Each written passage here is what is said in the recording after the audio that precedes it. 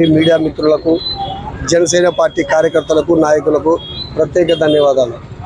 ఈ కార్యక్రమం ఎందుకు చేస్తున్నామంటే, గత ప్రభుత్వంలో కూటమి ప్రభుత్వం అధికారంలోకి వచ్చిన అబద్ధాలతో కాలయాపన చేస్తారనే జగన్ మాటకి కట్టుబడి వాళ్ళ మాట తీసుకోవాలని చెబుతున్నాం. ఎందుకంటే గతంలో తల్లికి వందనం కూటమి ప్రభుత్వం వచ్చిన తర్వాత ఎవరికి వేయలేరు, అబద్ధాలు కూటమి ప్రభుత్వం అని లేనిపోని ఆరోపణలు చేసిన జగన్ కుటుంబానికి ఈ రోజుతో ఒక చెంపపెట్టు పెట్టేలా చంద్రబాబు నాయుడు గారు, పవన్ కళ్యాణ్ గారు, నరేంద్ర మోడీ గారు ముగ్గురు కలిసి కూటమి ప్రభుత్వం వచ్చిన తర్వాత ఇంట్లో ఎంతమంది పిల్లలు ఉంటే అంతమందికి తల్లికి వందనం చేస్తామని చెప్పి చేసి చూపించిన గనుడు కూటమి ప్రభుత్వానిదే.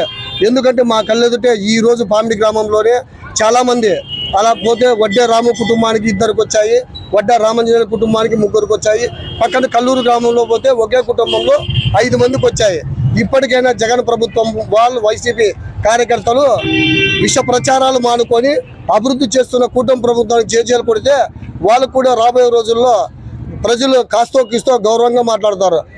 ఇంత జరుగుతున్న కూటమి ప్రభుత్వాన్ని విమర్శించే నాయకులకి ఈరోజు మీడియా పరంగా హెచ్చరిస్తున్నాం.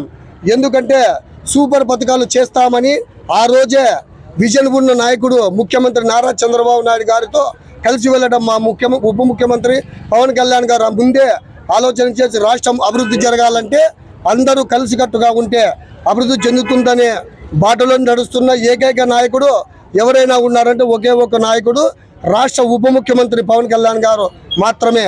ఈరోజు ఏం చెప్తున్నారంటే చాలామంది వైఎస్ఆర్ కాంగ్రెస్ పార్టీ బినామీ నాయకులు గతంలో కబ్జాలు చేసినా, భూ కబ్జాలు చేసినా మా నాయకుడు మేలంటారు. ఎందుకు వాళ్ళ నాయకుడు మేలంటే రాక్షసునికి రాక్షసుడే కావాలంటారు. ఈరోజు ఏముందంటే రాష్ట్ర ప్రజల కోసం మేమందరూ కలిసికట్టుగా పనిచేస్తామన్నారు. ఏమంటారంటే చాలామంది వైఎస్ఆర్ కాంగ్రెస్ పార్టీ నాయకులు మీకు దమ్మును నాయకుడు అయితే ఒకరే పోటీ చేయమని అంటారు. ఒకరే పోటీ చేయమని ఎలా